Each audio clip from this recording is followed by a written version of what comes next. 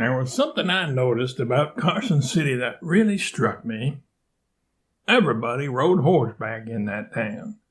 I never saw such magnificent horsemanship as that displayed in Carson streets every day, and I did envy them, not being much of a horseman myself. But I did learn to tail a horse from a cow and was burning with impatience to learn even more. I was determined to have a horse and ride myself. Whilst this thought was in my mind, the auctioneer came through the plaza on a black beast that was humped like a dromedary and fearfully homely. He was going at $22 for horse, saddle, and bridle. A man standing near me, whom I didn't know, but who turned out to be the auctioneer's brother, noticed a wistful look in my eye and observed that was a remarkable horse to be going at such a price, let alone the saddle and bridle.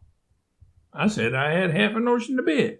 Now he says, I know that horse. I know him well. You're a stranger, I take it. You might think he is an American horse, but he is not anything of the kind. He is a Mexican plug. That's what he is, a genuine Mexican plug. There was something about that man's way of saying it that made me just determined that I would own a genuine Mexican plug, if it took every cent I had. I said, has he any other advantages? He hooked his forefinger in the pocket of my shirt and led me to one side, and in a low tone so that no one else could hear, said, shh, don't say a word.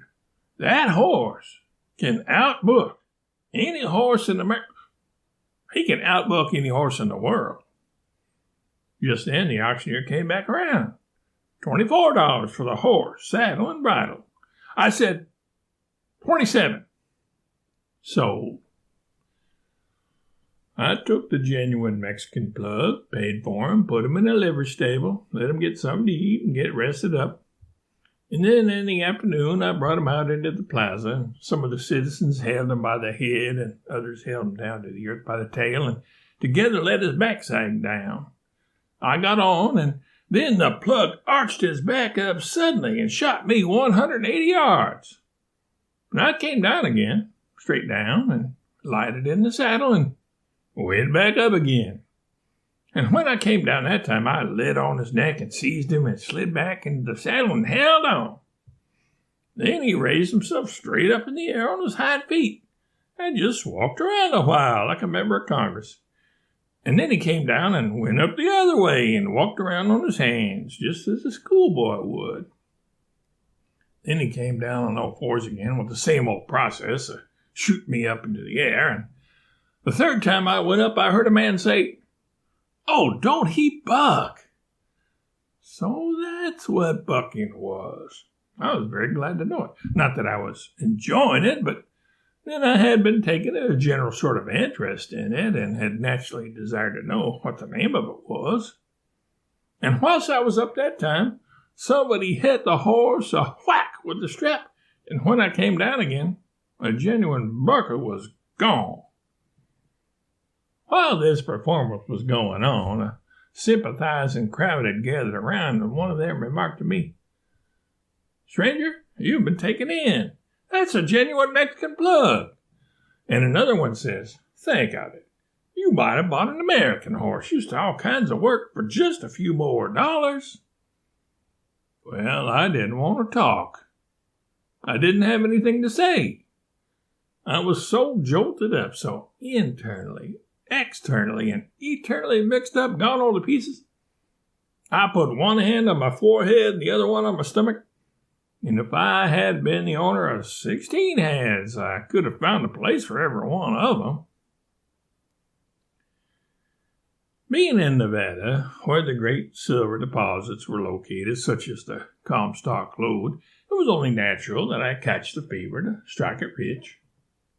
I had expected to just be able to go out into the hills outside of Carson City and find silver lying on the ground where I would gather it up, get rich, and go home in style. And it was not that way. In time, I got to know substantially everything there was to know about mining, except how to make money at it. I later abandoned mining and went to milling.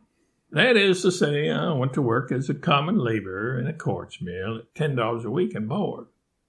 Only lasted a week there, though, because when I asked for an increase in wages to $400,000 a month, I was invited to leave the premises.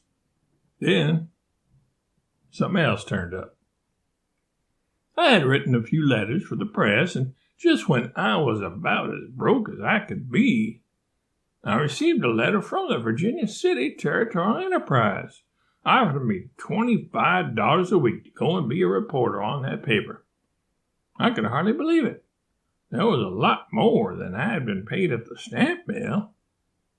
If I had been offered the job of translating Josephus from the original Hebrew, I would have taken it. So I walked 120 miles from the mining camp of Aurora, near Bodie on the California border, in pretty quick time and took the berth. When I arrived in Virginia City, I noticed what a rip-roaring town it was. I saw that there were fire companies, brass bands, banks, hotels, theaters, gambling palaces, parades, street fights, a dozen breweries, and half a dozen jails in full operation. And even some talk of building a church.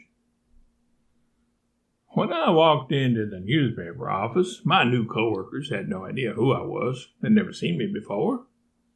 They didn't know if they were looking at a miner, a gunslinger, or a landlocked sailor.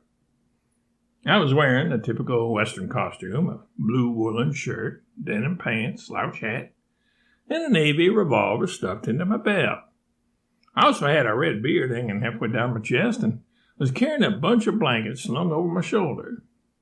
I tramped into the newspaper office, collapsed into the first chair I came to, and after a while, with everyone there staring at me, I said, "Dang my buttons if I don't believe I'm lousy. My starboard legs seem to be unshipped. I like about 100 yards of line." And that's how I got my start as a writer.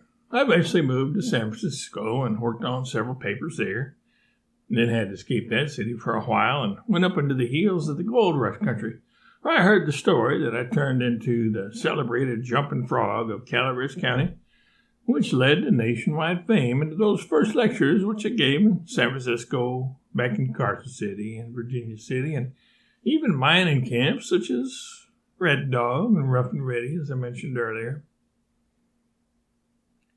Well, that's the first half of my life. My boyhood in Missouri, my years as a steamboat pilot, my experiences in the Civil War, and incidents that occurred in Nevada and California. Maybe another time I'll tell you about my life after that, up until now.